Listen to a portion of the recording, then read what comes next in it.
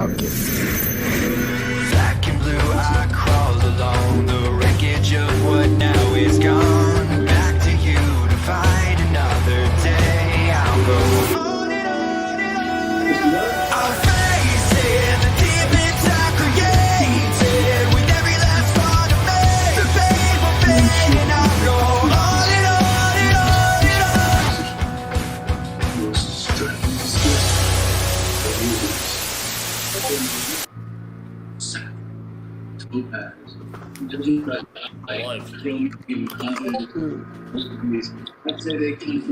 Oh, are we on?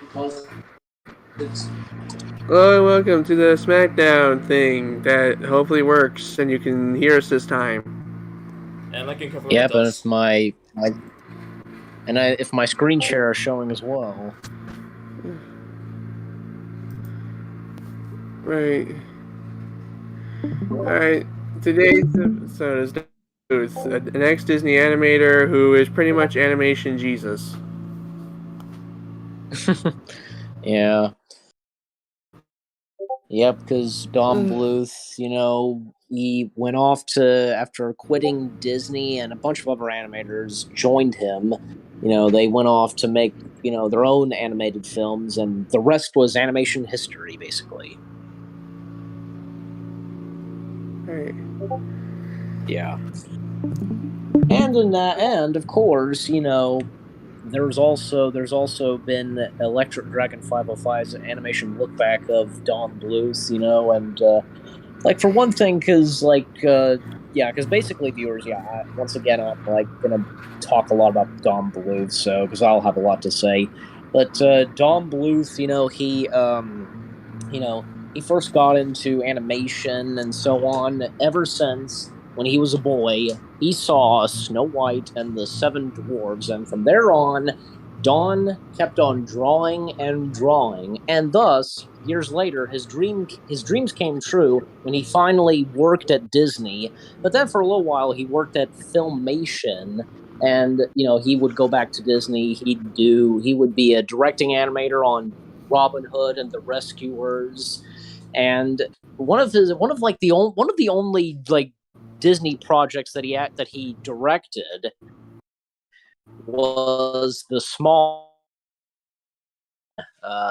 This was Don Bluth's only Disney this was the only piece of Disney material that Don Bluth had directed, and the Small One is a really good short film, and right before the 1970s decade came to an end, and before we entered into the 80s decade, and where Don Bluth would go from there, because for one thing, because in the late 70s, aside from The Small One, he and Gary Goldman, John Pomeroy, and a couple of other Disney animators, they had made Banjo the Woodpile Cat, and during that, they realized that the magic that Disney was making was gone. They realized that Disney weren't really making films amazing, and like the golden age of Snow White and Pinocchio, etc. And even say with Robin Hood and the Rescuers, although they're good films, they're great films, they just didn't really reach the mark, how Snow White or Pinocchio and all the other golden age films, did. And thus, on Don Bluth's birthday, he and a bunch of Disney animators quit their jobs, and they went off to start their own business, and one of them, of course, being The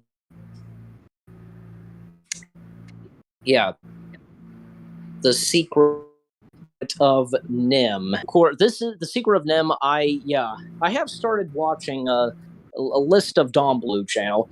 This was a while back, but The Secret of Nim, this was, Don Bluth considered this his masterpiece, and it was considered that, but being deemed too far in the story, I guess, and thus Don Bluth got the film rights, and thus he and his animators, they did the film. The secret, yeah, and even Jerry Goldsmith, he did the music and score. And one thing I'd like to point out is that, you know, Mrs. Brisby in the book, it's like, okay, this is based off of a book, and her original name was Mrs. Frisbee, and that was an emergency for them because they had to find a way to change her name so they don't get sued by Whammo, who makes the Frisbees. And yeah, even Animat pointed this out. And the sound editors had to, take lines from characters where they say burr and they make it Brisby. And you know what? Watching that film, and I paid attention because it sounds like that they are saying Brisby and not Frisbee. Like you couldn't tell the difference because of the editing. And also we all know that a little bit later on in the early 1980s, Don Bluth made 2 video games, and they're Space Ace. That's right, Space Ace. Yeah. Hey, Dragon's Lair. Do you have anything to say on Dragon's Lair? Was a simple premise, like princess is kidnapped, save her, and stuff. As cool as the idea was, Don Bluth never made games before. Nope. So the idea of the game was something would happen, press a button, you move on. Something would happen, press a button, you move on. And the fun of Dragon's Lair, according to Don Bluth, was making all the death scenes, like coming up with all these wild and imaginative ways that the player could die and still come back to life. Yep. Yeah, I almost forgot that. Yeah, because we also had Dragon's Lair 2. I do like that. Yeah, and I have a special. I do like that Dragon's Lair. I was just gonna say I do like how Dragon's Lair did become like one of the more unique video games at the time. Yeah, I mean, it was like, the charm is gone nowadays because, eventually there'll just be that one guy that puts in all their money and then presses all the right buttons at the right order to do the things. But because of that, the developers had this really ingenious way of getting around it.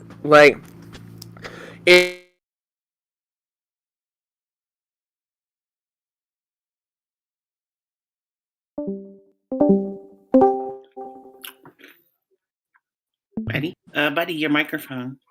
In a room, you're gonna have to face that room again eventually. Did I get disconnected? Yeah, you did. All right. Tell me what I said so far, so I can pick up.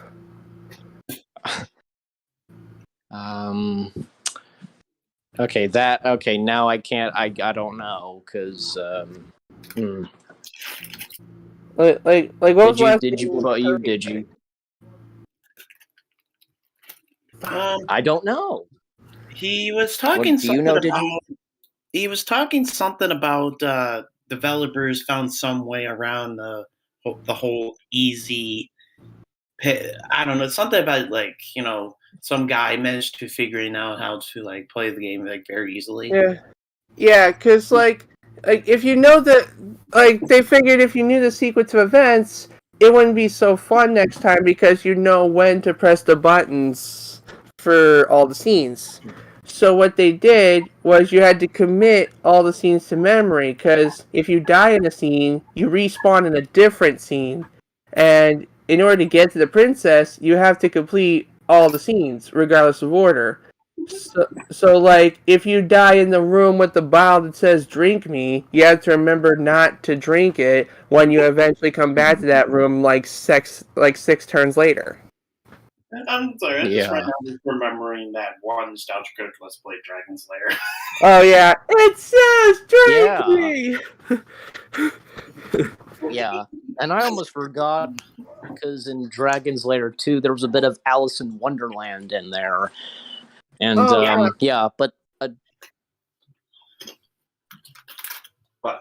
yeah, and to what you said, did you The about reason the for all the nostalgia crazy critics? shit in Dragon's Lair 2 is also from Don Bluth's own mouth.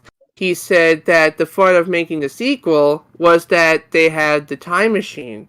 And with the time machine, and you're technically going to other worlds, they're not really bound by just the fantasy aesthetic from the first one. They can just do whatever they want, basically. Yeah. Yeah. Yeah, because Nostalgia Critic's video of playing Dragon's Lair 1 and 2 was great, and the fact that he has Don Bluth guest starring and just Don Bluth taunting the critic and his top 11 like I forget what it is, Nostalgia Critic like fails on playing Dragon's Lair because it's pretty much every time he screwed up. Yeah, and number one was when he died on his happily ever after in Dragon's Lair 2. Yeah, and he worked really hard to get there too. See, with Dragon's Lair 2, they decided to abandon the concept of randomly respawning you. So to keep it tricky, what would happen is certain levels will have random trinkets that you have to press a different button to collect, and if you don't collect all of them, then you go right back to the start of the game. Yep. Damn it. Another thing is like in Nostalgia Critic's video of Dragon's Lair 1 and 2, like Don Bluth hinted at like his plans on making a Dragon's Lair film. Well, he didn't hint at it. He pretty much just told us he was doing it. Okay. They was talking about. I don't know why I say hinted. Like, yeah, Kickstarter, and who knows if it's like we still haven't gotten any word if it's official. Like, okay, apparently it has its IMDb page, and it's been said that Ryan Reynolds is involved, but who knows still at this time? Like from what I remember, the first attempt at the Kickstarter didn't go, so then they tried it again, and then it did better the second time.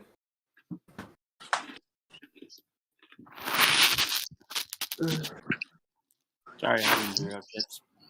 The slideshow's down. I know that. Yeah, basically if I remember correctly, the first Kickstarter didn't reach its goal, so they made another Kickstarter, and then that one did reach its goal. I actually kind of felt like Nostalgia Critics videos. I felt like Nostalgia Critics promotion towards it actually had some kind of major influence towards it. Yeah, what's funny is like when they remade when they put all the stuff together for like the compilation of all the commercials episodes, like the very first appearance of Don Bluth actually had its own version of the crowdfunding promotion, which made its way into the compilation. Because like in the original version of that episode, he just didn't say anything, and then it led to the Dragon's Lair episode. And the Dragon's Lair episode promoted the crowdfunding. Yeah. Yeah. I'll get my screen share back up in a sec.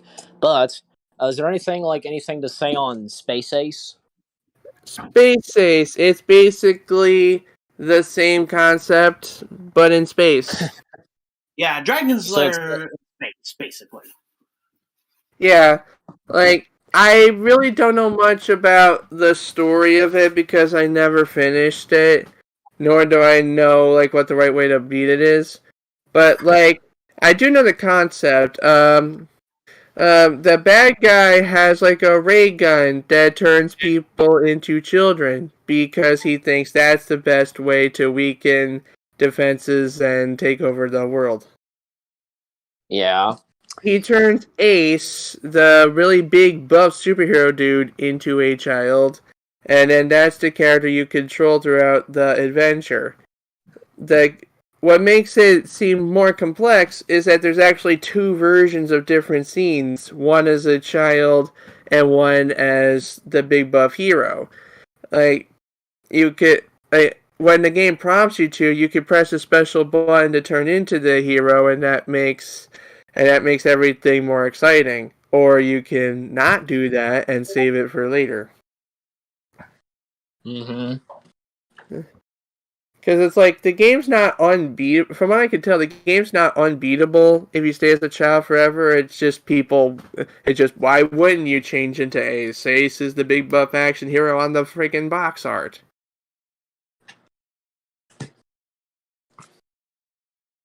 Okay. You know, the And thing it's is another that... Save the Princess game. Yeah. One thing I will point out is that both the Dragon Slayer games and Space Ace, they only like the voices for the characters are like workers at Dawn Bluth Studios, which that's fine. Like, you know what? Because like, you know what? Especially as of now, like sometimes work like like Disney and Pixar employees, like they'll sometimes do voices for some of the movies, and I just felt like pointing that out. But however, they were able to, like, I think, as I recall, I think it was either Dom DeLuise or Hal Smith. Either one, I can't remember who it was, but voiced the princess's mother in Dragon Slayer 2. So, and even Don Bluth himself did a voice, like a computer voice for Space Ace. So, just wanted to throw all that out. Right. Both of the Dragon Slayers and Space Ace were initially arcade games, and back at the time they were created, it was impossible to replicate without some really damn good computer hardware, and most people just give up and make a platformer instead. Like the Super Nintendo version. But that being said, nowadays it's been beautifully restored and crystal clean high-def animation, and it's been ported to many modern systems with this beautiful restoration. That being said, it doesn't change how hard the game is. There is an easy mode now where the game just tells you what button to push, but there's a word the purists use for that method. What do they call it? Cheating. Yeah, and especially things went downhill for the games. Like, I think for Dragon Slayer Space Ace, because of the infamous like what was that called again? The Crash Rating 3? Yeah, the video game Crash Rating 3. And games like Pac-Man and E.T. were just considered like failures, and like gaming was... Pac-Man and E.T. on the 2600 were failures, but everything else was fine. Just not Pac-Man game itself in general. Just the the reason there was a crash in '83 was because, in the home console market, there were too many home consoles, and with those home consoles were too many games, and which meant there was a good chance a lot of crap would shine through the cracks. Yeah. Yeah. Just basically just a little bit too much competition to have people what console to choose from? There's so many! But believe it or not, it actually wasn't the first video game crash. Because, in 1976, there was a video game crash because the arcades had so many inferior sequels and clone games to popular titles, and then the home market was being ponged to death. Yeah. And I wouldn't be surprised if there would be another video game crash, around, I don't know, around this century or so. I mean, that would make sense. I mean, I can understand it because all the console games are pretty much acting like phone games and everybody hates the phone game style of like microtransactions because they're supposed to be for phone games, not AAA budget title, not AAA titles that you pay $60 for. Just keep the whole money thingies to DLC and other expansion packs. God damn it! Yeah, that's the only shit I like. Right. But anyways, we're steering away here. Yeah, moving on and back to Don Bluth. Yeah, the home versions of Dragon's Lair and Space Ace had a unique thing where they try to give you a sense of story by having all the scenes go in the regular order and even including some deleted scenes. But most of the purists still play the arcade mode because they like that wild spontaneity. Yep.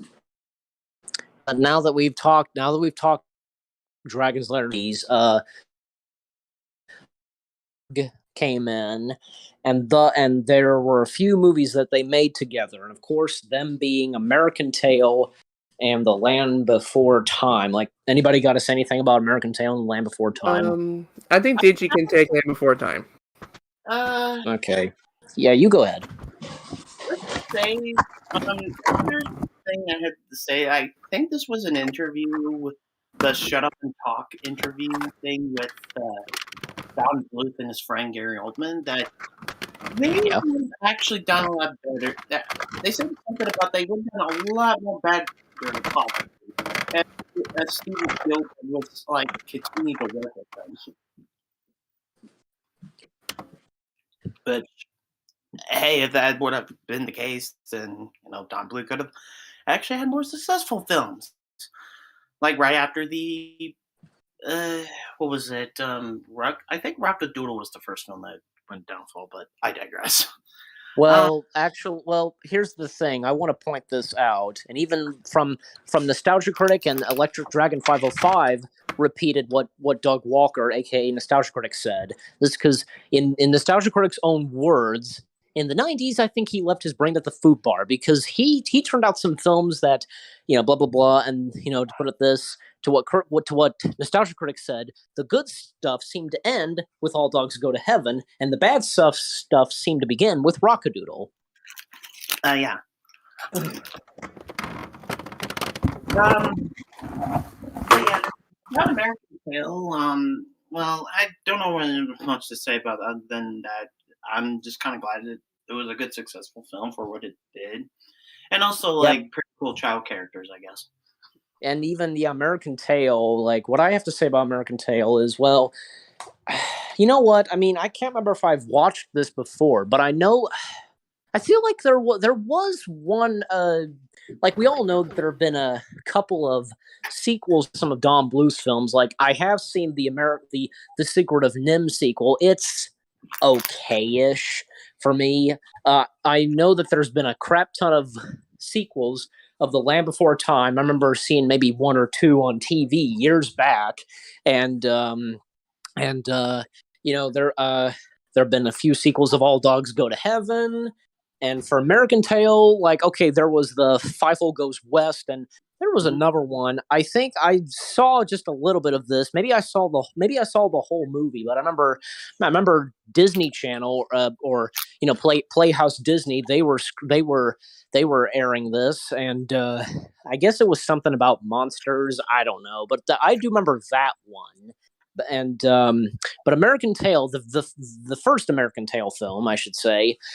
Well, because this is where Spielberg and Don Bluth, they first teamed up together. And another thing is, the writers of American Tail were the same people from Sesame Street, and when they were asked to write the story for American Tail, the script, they had just finished Follow That Bird, Sesame Street's first movie, and also the name of Fievel was actually named after Spielberg's grandfather, and that was really nice. And I don't know, even Electric Dragon 505 said this, that naming Fievel would kids would not remember the name Fievel. I think because according to Animat, Don Bluth said that, but Actually, for me, I can easily remember the name Fievel. And but anyways, and another thing is that American Tail had beaten The Great Mouse Detective, another mice animated film, from Disney. American Tail beat The Great Mouse Detective at the box office, and but I mean, let's face it, like, for me personally, The Great Mouse Detective is my all-time favorite Disney film, and like, if I was born in, like, I don't know, if I was born, say, around the before, like, I was born around the time, and I would see The Great Mouse Detective, and hearing that it was beaten by American Tail, I guess I would be upset. But as of now, like, since I was born 2001, well, you get the point. But yeah, I need to see American Tail, the first film. Maybe I have, maybe I haven't seen it. I don't know. But so you had nothing to say on. You really didn't have anything to say on American Tail, did you? Just not that much. Mostly because I think I just never saw the film. Other than I just kind of glad for the fact that Steven Spielberg just worked with Don Bluth to make this film successful. Yeah. Okay.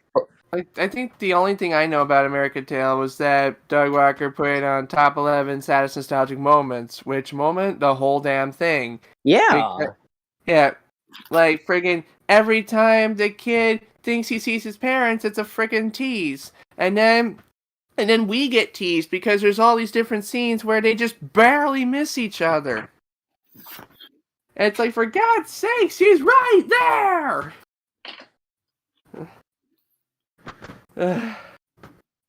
Sheesh. Actually, since you're moving The Land Before Time, I think there are a few things I want to say. Like, for one, though, I that Land Before Time got successful, but what is up with so many loads of sequels? Yeah, about that. I think Don Bluth only made a couple, and then the rest was just corporate greed. Like, Don Bluth was actually was part of like a couple of sequels. Yeah, wasn't he? Well, I'm asking because it was brought up.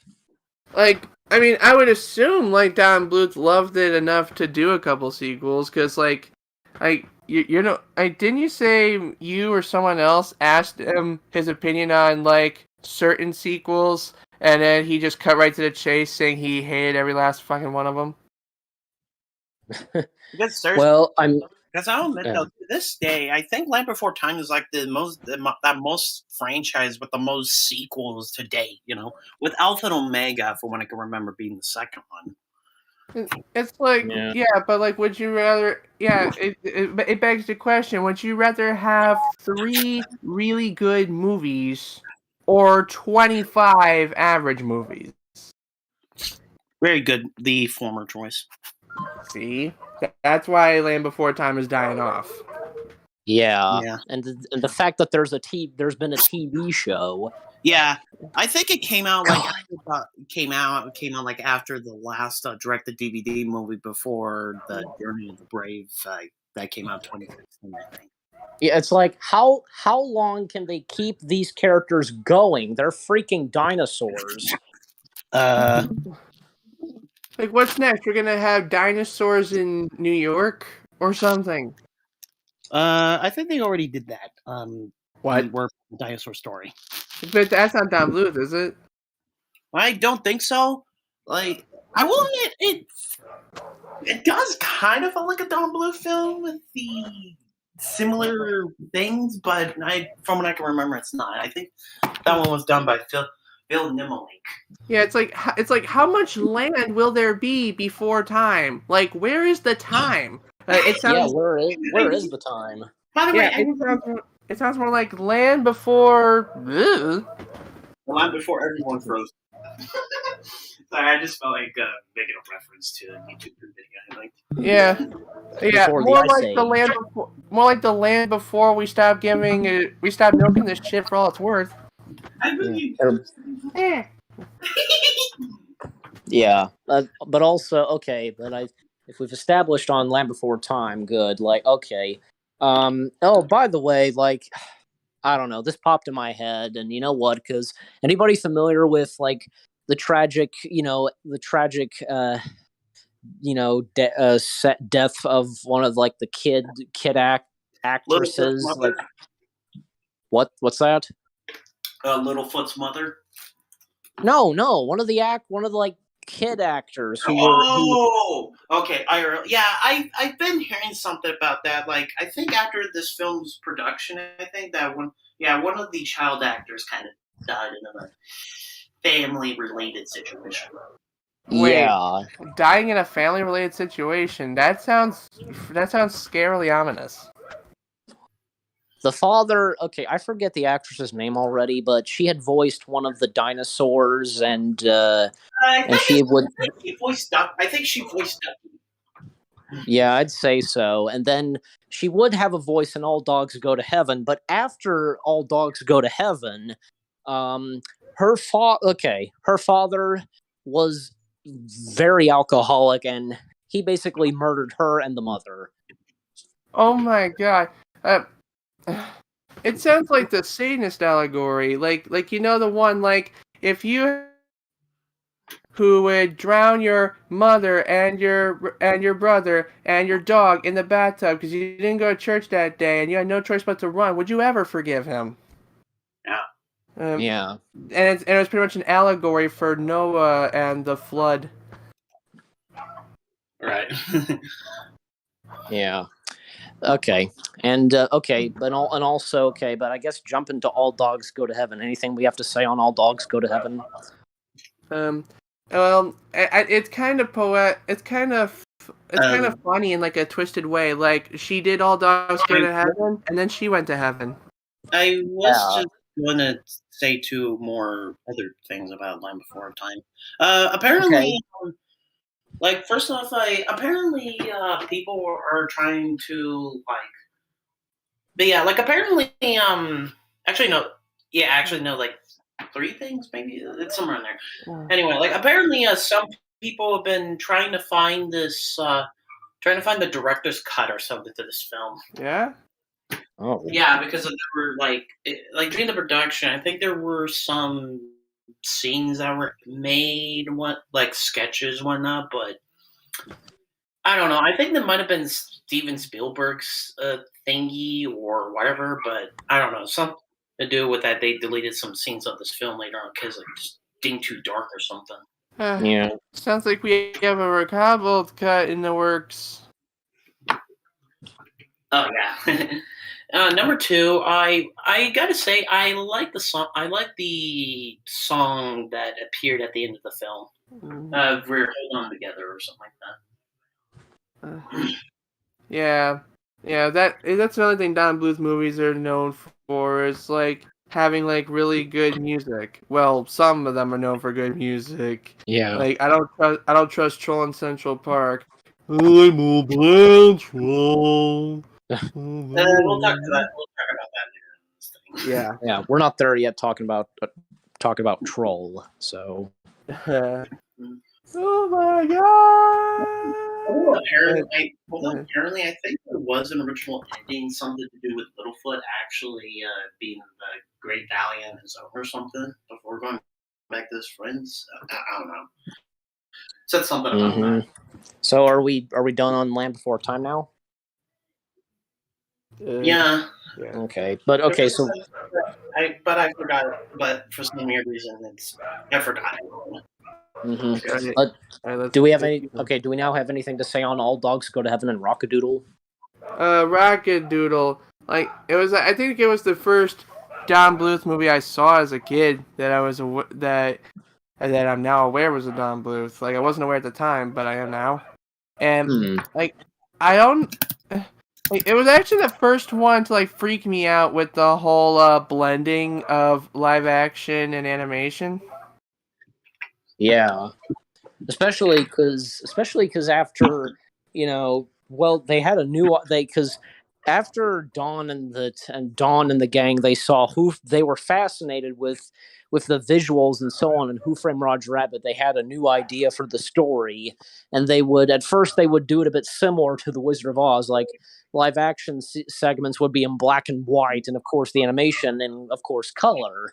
But of course that kind of changed a little bit to what we actually see in the final film, and and this like Rockadoodle. Like the whole idea of doing a movie of Rockadoodle and the main character Chanticleer, it goes back way back in like the 19 either it was like 30s or 60s. Well, I mean in the 1960s, because Walt Disney was one of his next films were either going to be Chanticleer and Reynard the Fox or the Sword of the Stone, but he scrapped the one with Chanticleer and Reynard the Fox in favor of The Sword and the Stones. That was his next Disney film. And thus, fast forward many years later, Don Bluth would make the film himself of Chanticleer, but of course it would be, of course, different. And, you have Chanticleer as this singer, and cockadoodle, crowing for the sun to come out and all that kind of stuff. And, yeah. It's like the whole film has like a lot of psych moments going on with it. It's like, oh, the rooster thinks he makes the sun come up, but that's silly. The rooster doesn't make the sun come up. He's proved wrong, and he goes away. Psych, the rooster did make the sun come up, and now there's no more sun. Well, that's just a storybook. There's no way it could possibly be real. Psych, the owl shows up and turns the kid into a cat. Well, this magical stuff happened. It must be a really grand adventure. Psych! It's all a fucking dream. And to point this out, see, even I could tell, because many people think that from Doug Walker into Animat saying that the kid said, I'm a furry. No, he did not say that. He said, I'm all furry. Yeah, that's what I was thinking. Yeah, that's what he said, but I guess it's how people heard it with their own ears. They mistaken him, for him saying, that he's a furry. Yeah. So people hear what they want to hear, essentially. Yeah.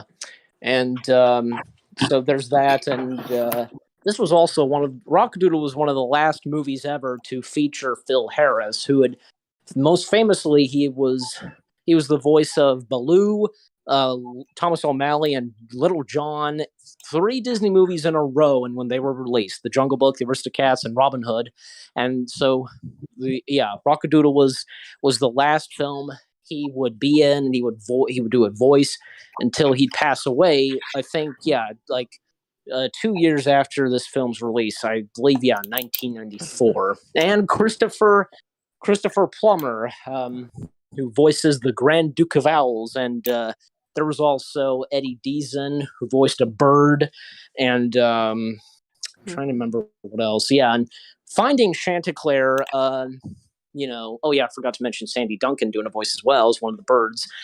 No, it's a mouse actually. But they find Chanticleer, and he's because he's a rooster, because he's an elf. He has a job, and he's an Elvis impersonator. So yeah, I like the kid. I like the part where the kid was teaching the dog how to tie his shoes.